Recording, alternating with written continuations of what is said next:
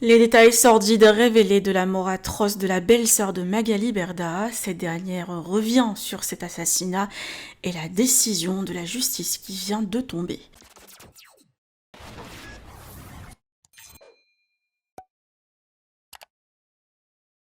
Souvenez-vous, Karine, la belle-sœur de Magali Berda et la sœur de Stéphane Teboul, a été assassinée avec son compagnon dans des conditions atroces. La scène du crime a été qualifiée d'une extrême violence. Les enfants de la maman ont découvert les corps sur place et l'une d'elles s'est réfugiée dans les bras du voisin en attendant les secours et la police. Après quelques jours d'investigation, le voisin a été interpellé et présumé coupable de ce crime abominable. Entre-temps, ce dernier a fait plusieurs demandes de remise en liberté qui lui ont été refusées à cause de la gravité des faits, mais pour un vice de procédure lors de la dernière audience, le présumé coupable a été libéré aujourd'hui. Magali et sa belle famille sont abasourdis par ces décisions et ne comprennent pas comment ça pourrait arriver. La fondatrice de Shona Evans a pris la parole en larmes et en colère sur les réseaux pour dénoncer ce qui vient de se passer. Je vous laisse avec les explications de Magali. Que pensez-vous? Partagez avec moi vos avis en commentaire. Et n'oubliez pas de liker la vidéo et de vous abonner à la chaîne. Bonjour à tous, j'espère que vous allez bien. Voilà, moi je fais cette vidéo aujourd'hui qui est un petit peu compliquée à faire. Donc je m'excuse déjà dans un premier temps des mots que je vais employer et peut-être de certaines maladresses. Mais c'est un petit peu pesant et compliqué pour moi. Je fais cette vidéo à la demande de ma famille. Tout d'abord à la demande de mes nièces, Kim, Julie et Mélissa, de mon mari Stéphane, de mes beaux-parents Véro et Jo, et de mon beau-frère Ludo, et de sa femme Laure. C'est une vidéo que je pensais jamais de devoir à faire. Jamais je pensais que ça allait être possible de faire une vidéo pareille. Mais aujourd'hui, il s'est passé quelque chose d'extrêmement grave pour tout le monde. Et les filles veulent absolument le dénoncer parce que c'est pas tolérable pour elles, pour toute notre famille en fait. C'est absolument pas tolérable. Je vais vous réexpliquer ce qui s'est passé, même si l'affaire avait été médiatisée à l'époque. Ma belle-sœur Karine, donc la sœur de Stéphane, a été retrouvée assassinée avec son conjoint Fred. Je m'excuse déjà des mots et de la violence, mais malheureusement ce sont des faits. Et pour que vous compreniez notre situation aujourd'hui, il faut que vous soyez, que vous entendiez ce qui s'est passé. Ils ont été assassinés d'une manière la plus sauvage et la plus barbare. Elle a été, je vais parler pour Karine, donc elle a été massacrée, visiblement de plusieurs dizaines de coups de couteau, qui seraient des couteaux, et pareil au crâne avec un marteau. Voilà, donc c'était quelque chose de très extrêmement violent et surréaliste. Je sais pas, il n'y a même pas de mots. Et mes nièces, le matin, elles ont essayé d'appeler leur maman, elles n'arrivaient pas à la joindre. Personne ne répondait et elles se sont inquiétées. Et tout au long de la journée, c'était pas son habitude à Karine de ne pas répondre au téléphone. Donc les petites ont appelé et se sont commencées à s'inquiéter. Et à 5h, vers 5h je crois, ou 4h, je sais plus exactement, Julie a décidé d'aller à l'appartement et de voir si sa mère n'avait pas eu un malaise. Et là, en ouvrant la porte, elle a découvert tout. Donc je vous laisse imaginer pour sa fille le traumatisme qu'elle a aujourd'hui. Elle a découvert sa maman par terre.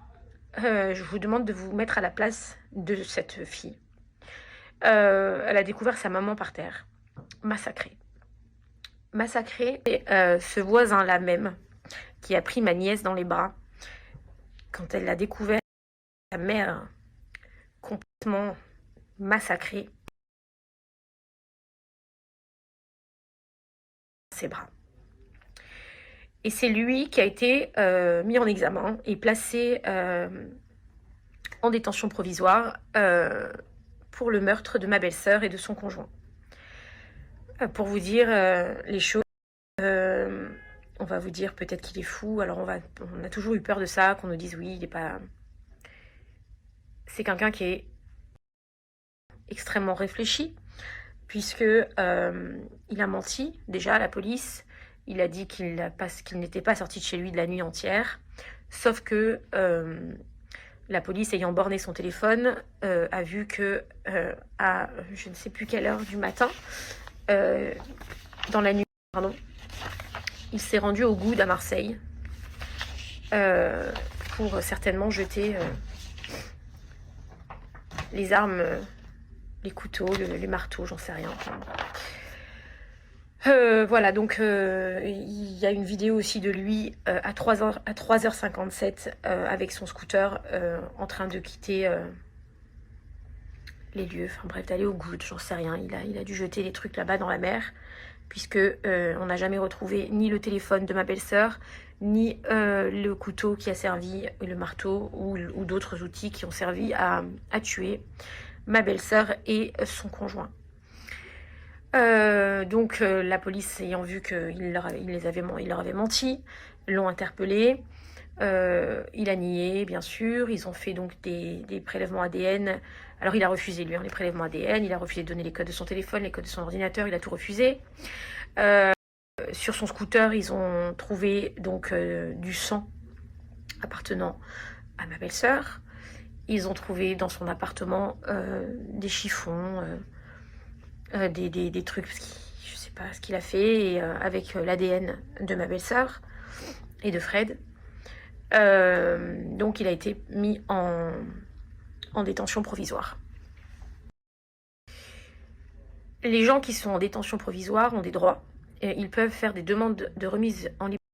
C'est ce qu'il a fait à chaque fois, donc depuis son incarcération, ce qui lui a été systématiquement refusé, puisque c'est un individu qui est présumé ultra dangereux, puisque le meurtre de ma belle-sœur et de son ami sont plus que, je dirais même enfin je sais même pas, sauvage, je sais pas comment on peut dire ça.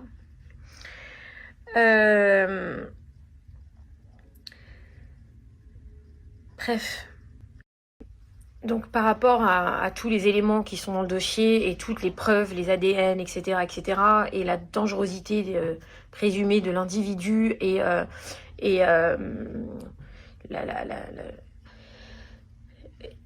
évidemment qu'il reste en détention provisoire. Sauf que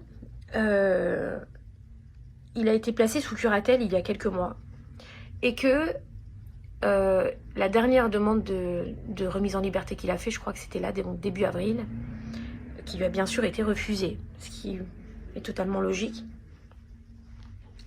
eh bien elle a été annulée aujourd'hui. Parce que le juge a oublié de convoquer le juge de la curatelle. C'est obligatoire, c'est-à-dire que quand vous êtes sous curatelle et que vous demandez votre détention, votre remise en liberté, chaque audience doit être présent, il doit être prévenu, le juge de la curatelle. Il y a eu un oubli de la part de l'administration, des juges, je sais pas trop de qui, j'arrive pas trop à comprendre. En fait, on est un petit peu perturbé, je vous cache pas, on est un peu déboussolé. Ils ont oublié de prévenir le juge des curatelles de l'audience, dans laquelle ils avaient bien sûr refusé la remise en liberté. C'est un vice de procédure. Et donc, ça annule la décision.